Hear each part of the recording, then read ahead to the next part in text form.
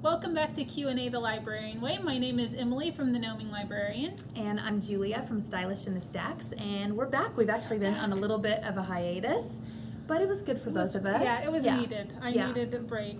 So. Emily went to New York City. I did. It was awesome. But I'm back to my quiet suburban life, which is kind of nice. But you deserve it. You needed a good vacation. It was an adventure. Yeah. Definitely an adventure. And you can read about it on gnominglibrarian.com. And I met Ruta Sepetys about 2 weeks ago, and of course I get starstruck when I meet any author, and Ruta is one of my favorites. And meeting her after meeting her, that has just made her probably my favorite. It was fantastic. And you can read about that at Stylish in the Stacks. Okay, so recently there was a letter to the editor in our city's newspaper, and this letter was expressing some frustration with the superintendent of schools in our state. And one of his, points in the article was that she is not much of a leader because she was a media specialist. Do you the nails on the chalkboard? Do you feel it too? Do you see this smile? And so basically he was expressing that librarians he's worked with in the past have been great at what they do, but that they're not leaders. And so we just kind of wanted to address that in a way, in a really professional, nice way. Why shouldn't we have that conversation? Yes. I mean, and I think that's important as we kind of look to the future of what libraries will be, both in the schools, because it's changing in schools, and in the public setting. It's a conversation we need to have. Yeah. And if that is a view that people are having of their librarians, then that's kind of a problem, and that's something that we really need to work on. So we have a couple questions that I'll focus on that today, and kind of hopefully start that conversation if you're not having it in your library setting or in your schools. Yeah, because his opinion is going to stay that way unless we talk about it. We do something about it. Exactly. Unless we put ourselves out there. Unless we change it. Okay, so how can librarians become leaders in their communities? How can you become a leader if no one knows what you do? I think that's the first place to start. And it's a conversation that libraries are starting to have, at least in the public setting, about sharing what they do with their communities.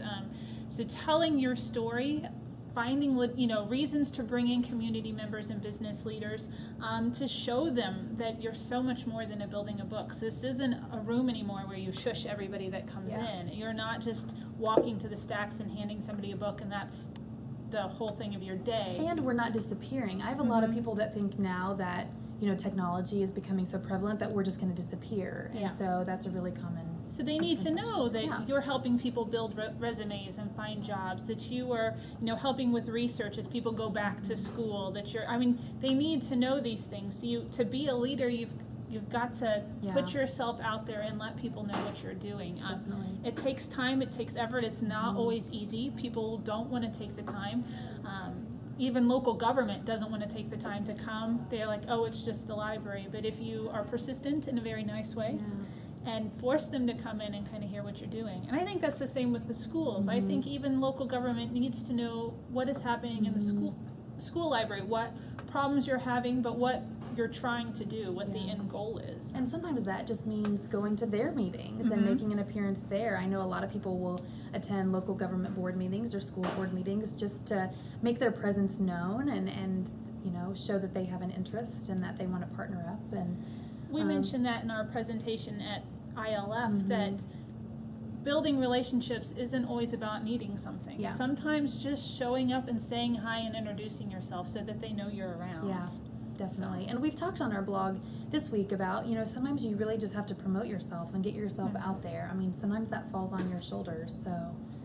And look for those opportunities that maybe the library wouldn't commonly be thought of to help. Why shouldn't you, or why couldn't you?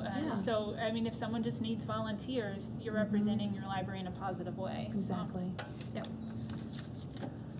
What are some common librarian stereotypes? Cats. I have had several teenagers call me a crazy cat lady, which upsets me because I have one cat. One cat. That does not a crazy cat lady make me. No, not at all. So, but there is that, Cats.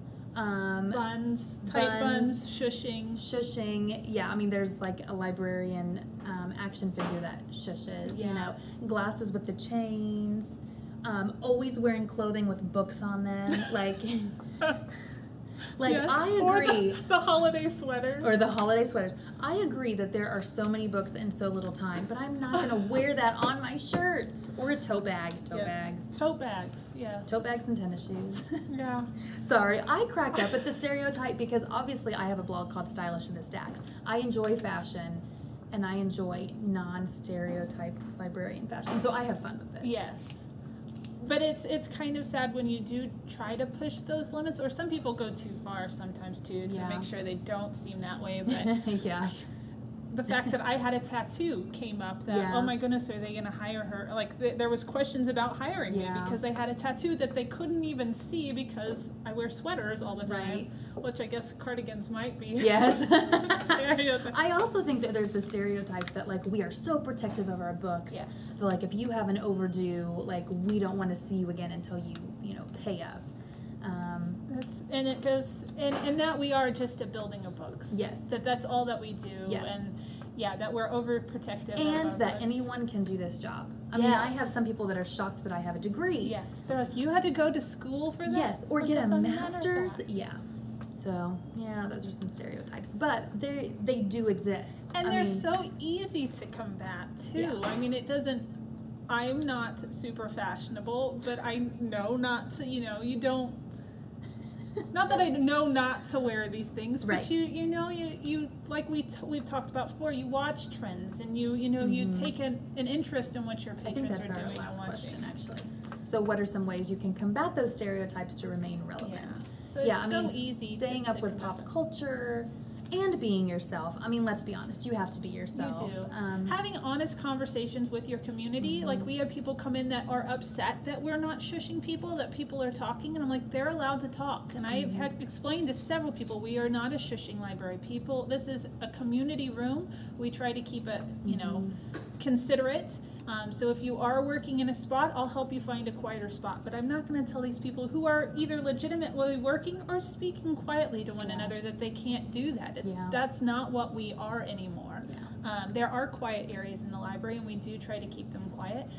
Same with teens, though. The way people look at it with teens, that they think we should run them out of the building because they're loud. No, let them be teenagers. Yeah, I mean, you have to remember what your purpose is for all patrons. So I think having just conversations is the biggest thing to overcoming stereotypes. And the thing with the article, though, I would like to know how he defines a leader then. Like, what is this person looking for?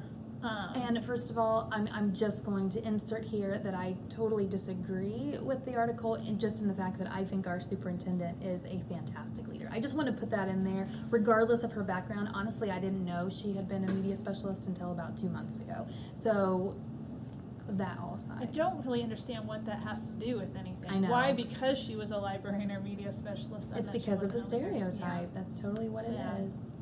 That's sad. It is.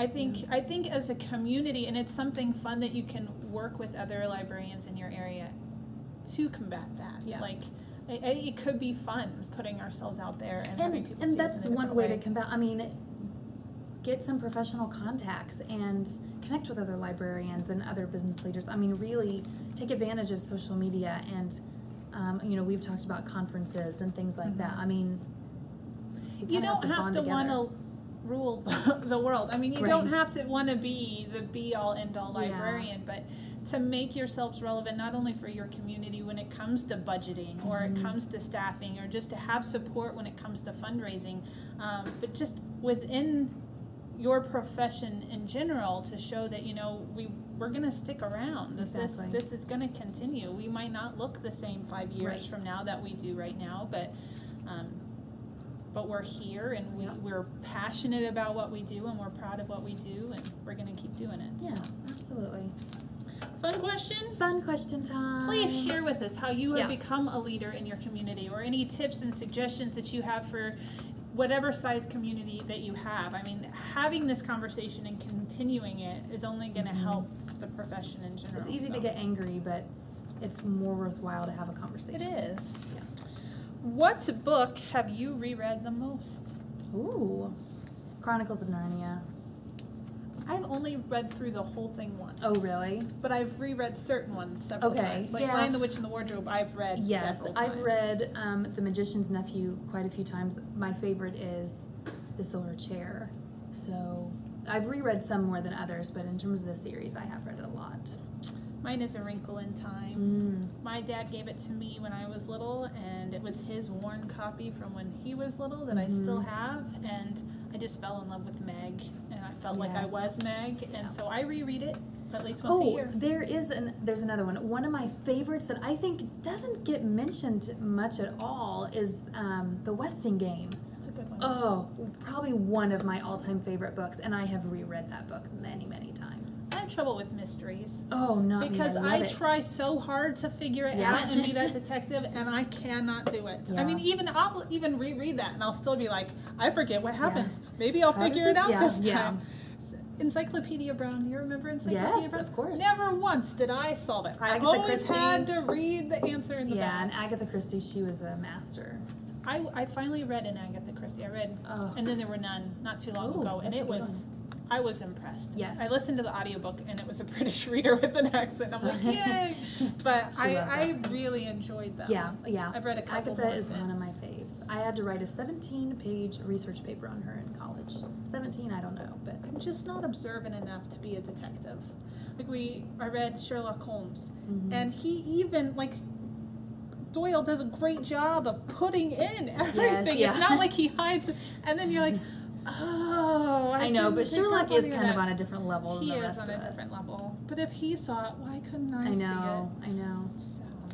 Like, he sees the ink on the carpet, you know, and he, like, interprets it a certain way. You're like, yeah. So, all right, well, Catching Fire today. Yes, and are you going? We're going over Thanksgiving weekend. So you have to wait. I do have to wait a little bit, but I know of many people who went to the premiere last night, which will not be last night when you're watching this, but they said it's fantastic. They said it left them wanting more. Did they film them all together?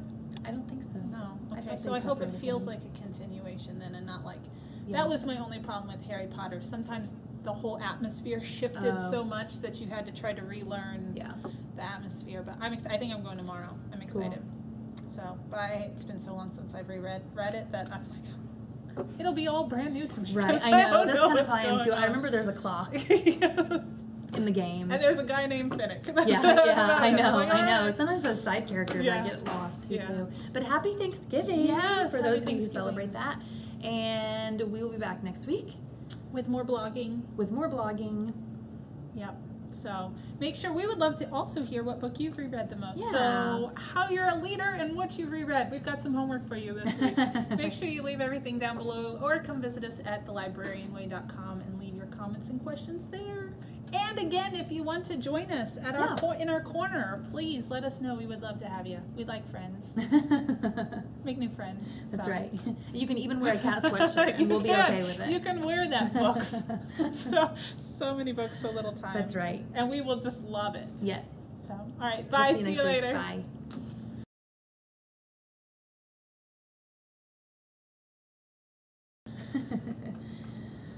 We're gonna probably we should wear those.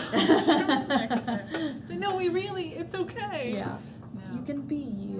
I do wear a lot of owl things, and I feel like owls kind of go with librarian. Because you're wise. That's right. We're wise and we like learning. Yes.